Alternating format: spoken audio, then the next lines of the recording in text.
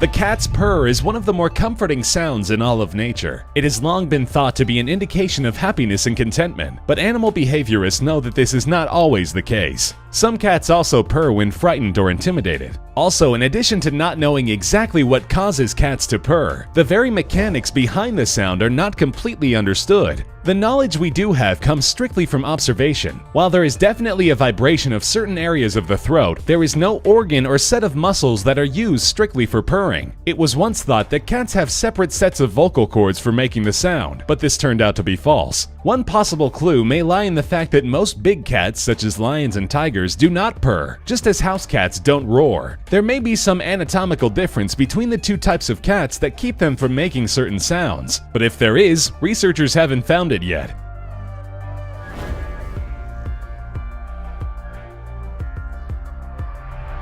We've all experienced the disorienting sensation of being snapped back into wakefulness right as we're beginning to drift off to sleep.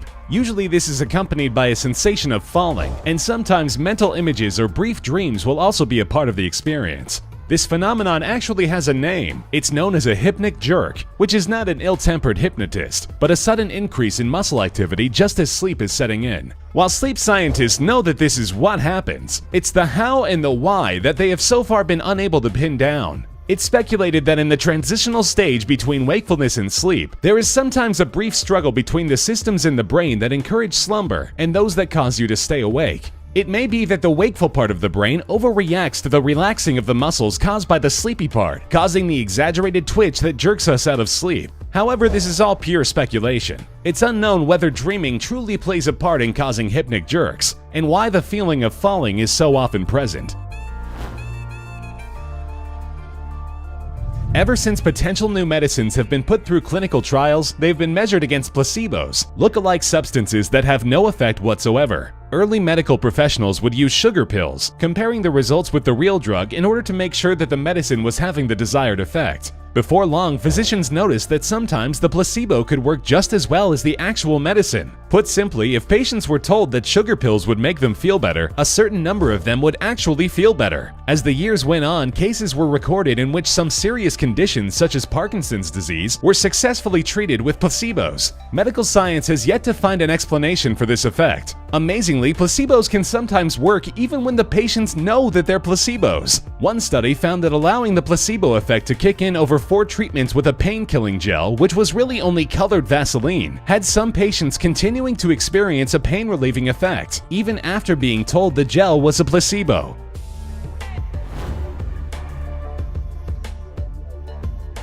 It's interesting to think about the fact that when we look up at the night sky, we're seeing the same moon that our ancient ancestors saw thousands of years ago. It's just as interesting, if a little puzzling, to know that modern science still does not know exactly where the moon came from. One theory, proposed by the son of biologist Charles Darwin, is that the Earth was spinning fast enough at some point in its history to throw a chunk of it off into space. Another theory proposes that the moon was an asteroid that was captured by the Earth's gravity, but some argue that the change to Earth's gravity field caused by this would be enough to eventually allow the moon to break free. Another rather far-fetched theory suggests that the Earth and the Moon formed at the same time while orbiting a black hole, but this fails to answer the question of how the Moon came to be in our orbit. The most widely accepted theory, however, is that an ancient impact by an asteroid or meteor caused a portion of the Earth to break off. But ultimately, any or all of these could end up being false, because they're all just educated guesses.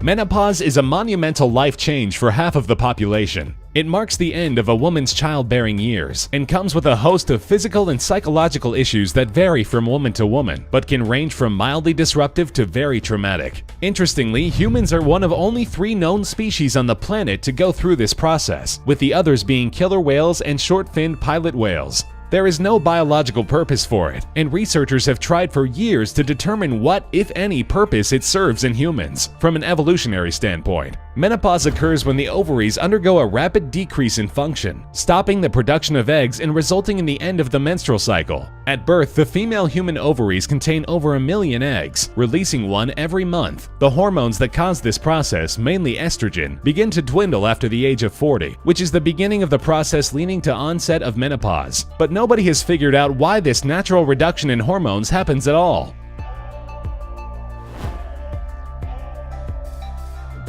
Everybody loves a good night's sleep. A deep, sound sleep usually leaves us feeling refreshed and energized, and scientists have long known that REM sleep, the period of rapid eye movement when most dreaming takes place, is the most restorative stage. Of course, we still don't know why REM is so refreshing, or why sleep is refreshing at all. There have been plenty of opportunities for scientific study, because every animal on the face of the earth sleeps in some form or another. There are many theories as to why everything needs sleep, and most of them contradict each other. One of the most widely accepted theories is that the brain uses the time asleep to consolidate memories, throw out information it does not need, and reorganize, a kind of defragmentation of the brain, as it were. Others suggest that sleep is needed to repair physical damage caused to the brain through oxidation while awake, to promote longevity, or to regulate the brain's electrical signals and the animal's behavior. So far, none of these theories carry any more weight than the others, and any of them could be correct, or it could just as well be that none of them are.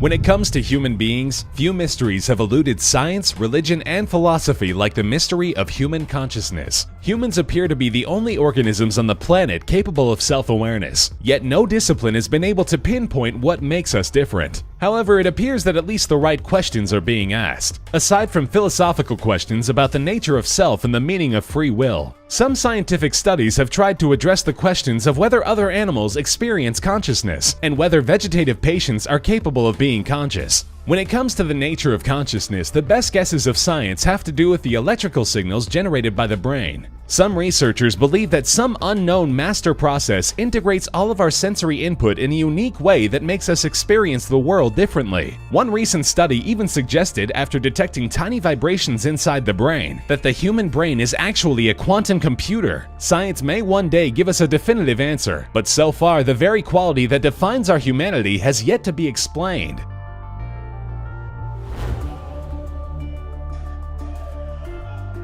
The properties of gravity are understood very well. Isaac Newton defined them centuries ago, and using his understanding of gravity to design planes, rockets, and space shuttles has served us very well. But even though the way in which gravity behaves can be easily predicted, the reasons it behaves the way it does, and its very nature, have long been one of the biggest debates in all of science. The simple force that Newton described was expanded on by Albert Einstein, who treated gravity as a property of the universe and not of individual bodies. He proposed that gravity is the result of a warping of space-time caused by the mere presence of a body, such as a planet. The bigger the body, the greater gravity's effect. Einstein's theory was all but proven correct in 2016, when researchers discovered what are thought to be gravitational waves caused by a warping of space-time. Further research is being done to verify their findings, but given the elusive nature of an explanation so far, they may very well come up short.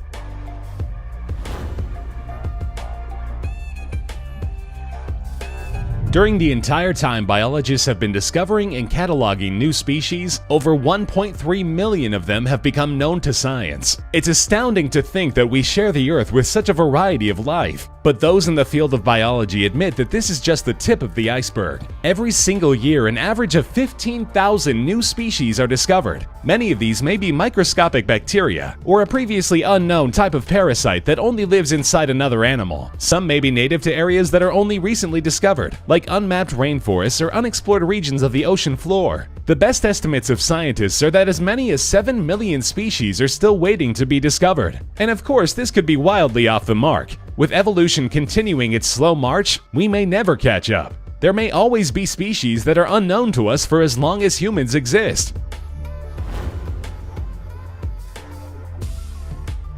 When it comes to big questions that science would love to answer, none are greater than the question of how life on Earth began. It has been speculated that in the warm primordial soup that was the ocean of the young Earth, tiny microbes could have developed different combinations over millions or billions of years, eventually leading to the creation of RNA, the self-replicating genetic material that allows for life. Recently, a team of Cambridge scientists came out with a study that strongly supports this theory. They claimed that they were able to reproduce reactions between such primitive microbes that could produce the 4 elements necessary to combine into RNA. Further, they say their research demonstrates that this could have happened with all of the elements present on a very primitive Earth, perhaps giving science its biggest insight yet into how life on our planet could have started. Of course, like all studies, this research will be subject to lengthy review by the scientific community. It may turn out to be one of the greatest achievements of our time, Or it could, like so many attempts before it, turn out to be just another pretty good guess.